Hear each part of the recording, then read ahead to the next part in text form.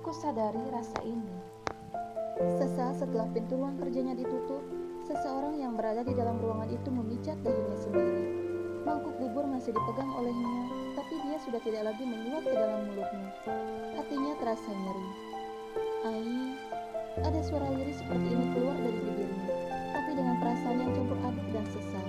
Dia kembali membuka matanya dan melihat lagi mangkuk buburnya terlihat makin frustasi. Tak ada kata yang keluar dari bibirnya. Hanya tangan yang bergerak kembali menyuap isi dari mangkuk buburnya masuk ke dalam mulutnya perlahan-lahan.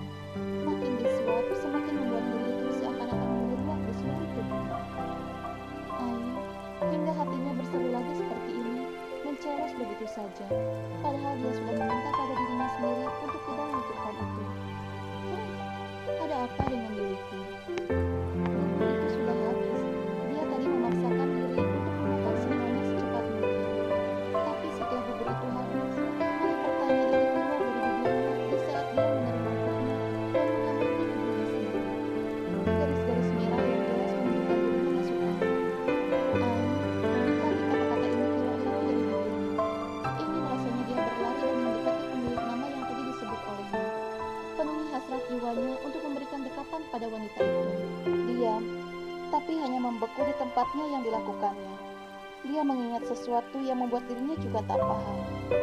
Kenapa aku bisa mengigau dan memimpikan tentang dirinya? Dan kenapa juga ada nyeri ini?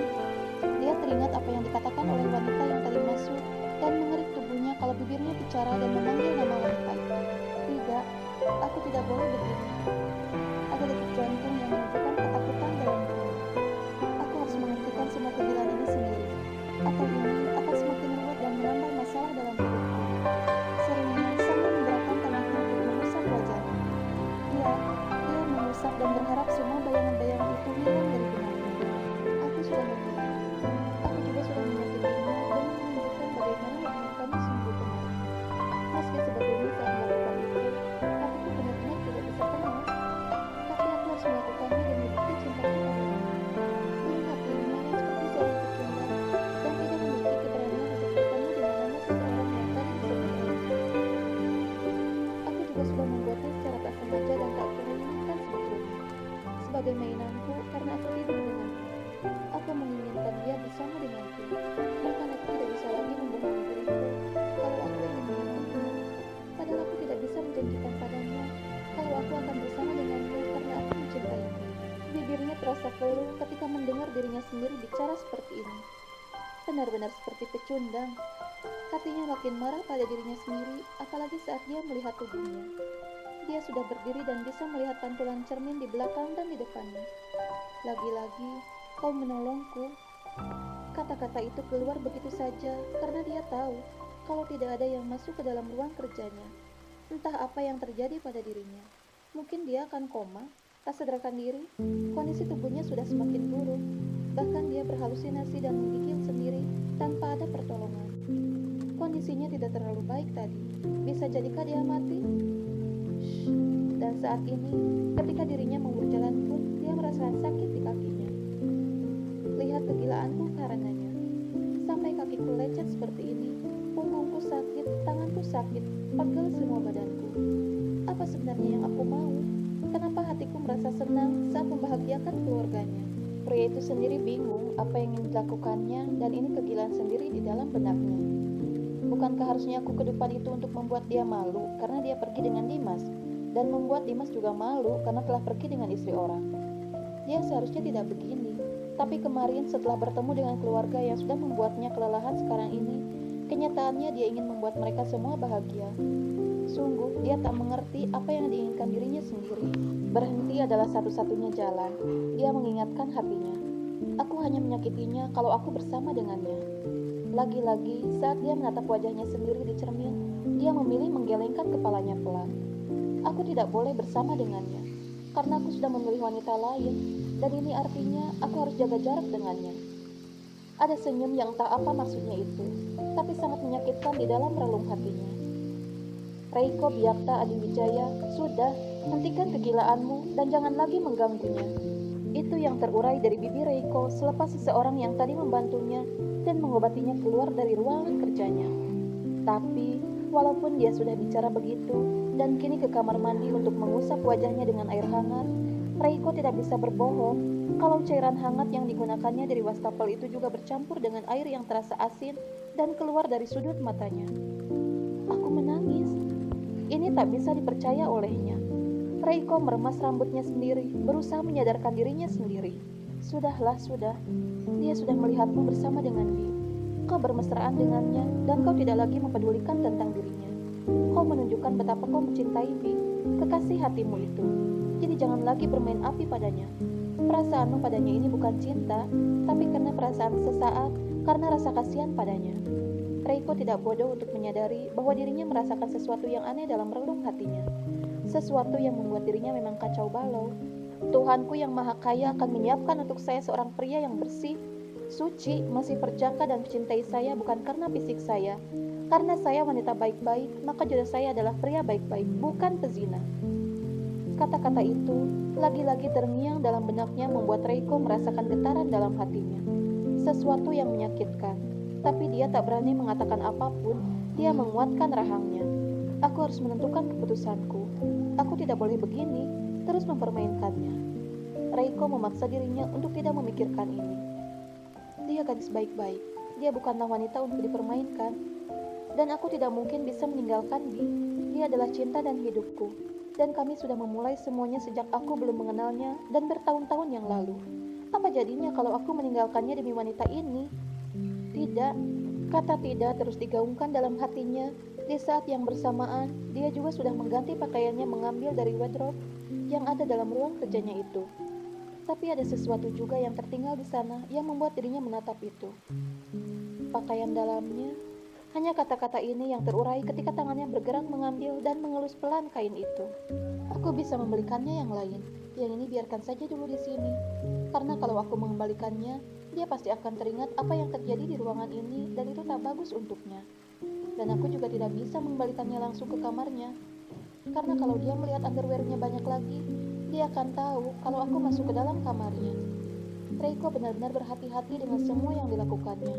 Dia tak mau main-main, itu yang diharapkannya.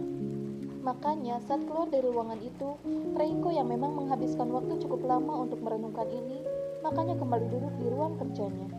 Sial banget, pendaftaran untuk ujian sudah lewat beberapa hari lalu. Keluh hatinya menggerutu karena pendaftaran ujian masuk perguruan tinggi memang sudah tak bisa. Untuk mengikuti ujiannya, memang ada gelombang-gelombangnya dan ada batas pendaftarannya. Makanya Reiko panik. Lihatlah, bukannya bekerja, Reiko malah memikirkan tentang kuliah seseorang. Baiklah, aku rasa aku bisa minta tolong temanku, dia mungkin bisa membantu. Pokoknya dia harus masuk ke ujian itu, seru Reiko dan segera mengontak temannya. Ada senyum lega ketika temannya itu sudah membalas pesannya. Teman SMA-nya yang sekarang bekerja di Departemen Pendidikan. Tapi senyum itu hilang ketika matanya melihat ke arah mangkuk bubur yang sudah habis. Lebih baik kalau dia tidak masuk ke dalam sini lagi, karena aku tak tahu apa aku bisa untuk tidak menyuruhnya tinggal di sini dan menemaniku. Reiko membuat dinding untuknya sendiri. Entah bagaimana jalan pikirannya saat ini, tapi itulah keputusan yang diambil olehnya, sambil dia membawa nampan berisi cangkir kosong dan mangkuk kosongnya keluar dari ruang kerjanya. Mungkin dia akan menemukan seseorang yang dicintainya. Seseorang yang seperti harapannya tidak pernah berzina dan tidak akan pernah menyakitinya. Tapi bukan aku. Perih rasa hatinya ketika dia mengkonfirmasi soal ini jauh dalam relung sanubarinya. Tapi dia tidak lagi bisa mengontrol dirinya. Kalau aku ada di dekatnya, aku khawatir pada diriku sendiri yang akan membuat dirinya malah makin terluka. Aku masih marah karena dia pergi dengan Dimas. Aku masih marah karena dia memanggilku Pak. Dan aku menginginkannya karena aku tak tahan ingin meluapkan hasratku padanya juga saat aku melihatnya mengurusku yang sedang sakit. Reiko paham, ada sesuatu yang lain antara dirinya dengan wanita itu. Istri sahnya sendiri yang memang harus dihindarinya, walaupun hatinya merasa sangat sakit sekali karena harus melakukan ini. Tapi apa dia punya pilihan lain? Sedangkan hidupnya sudah terikat dengan seseorang dan Reiko tak bisa mendua. Bukankah selamanya hubunganku dengannya akan menjadi toksik? Kalau aku tetap mempertahankannya, semua yang terjadi antara aku dengan Bi ini bukanlah hubungan yang sederhana, dan dia tak mungkin bisa melupakannya dengan mudah. Hatinya yakin soal ini. Aku juga masih bergantung pada sesuatu yang ada pada Bi, dan tak bisa dimiliki olehnya. Ini akan membuat hubungan kami tidak akan bertahan. Satu keputusan telah diambil olehnya, dan dia yakin sekali ini adalah keputusan yang paling tepat. Kami tidak bisa bersama. Dan sambil mencuci piring bekas makannya sendiri, karena di dapur tak ada cucian lain, Reiko semakin menguatkan pemikirannya. Dia juga kini mengecek buburnya, menghangatkan sendiri, karena sebentar lagi waktu makan siang. Dan saat melakukan itu, "Loh, Bapak kok udah gak bed rest? Aku sudah gak apa-apa, kamu gak usah ngurus aku lagi, kondisiku sekarang sudah lebih baik."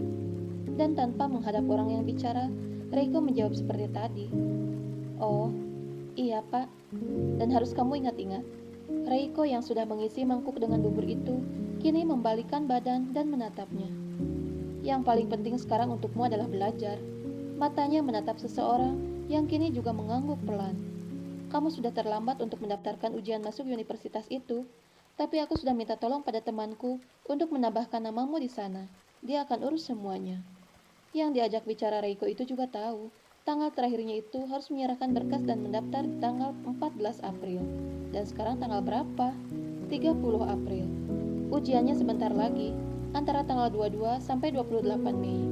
Aku sudah bilang padanya, kamu ikut di tanggal 28 aja kalau bisa. Jadi masih cukup waktu, belajarlah. Tegas perintahnya ini, dia menjeda sampai Aida mengangguk. Nanti aku akan tanya bagaimana perkembangannya dan kita akan melakukan tes saat sudah menjelang ujian. Tanggal 21 kita mulai tes-tesnya. Itu seminggu sebelumnya, dan setiap hari akan ada ujian dari semua yang sudah kamu pelajari dari sekarang. Lagi-lagi wanita itu pun mengangguk, meski tak tahu apakah semua yang dijelaskan itu masuk atau tidak. "Untuk sarapan pagiku, kamu taruh aja di dapur. Nanti sekitar jam 6 pagi aku ambil dan kamu tidak perlu mengerjakan hal lain kecuali belajar mulai dari sekarang."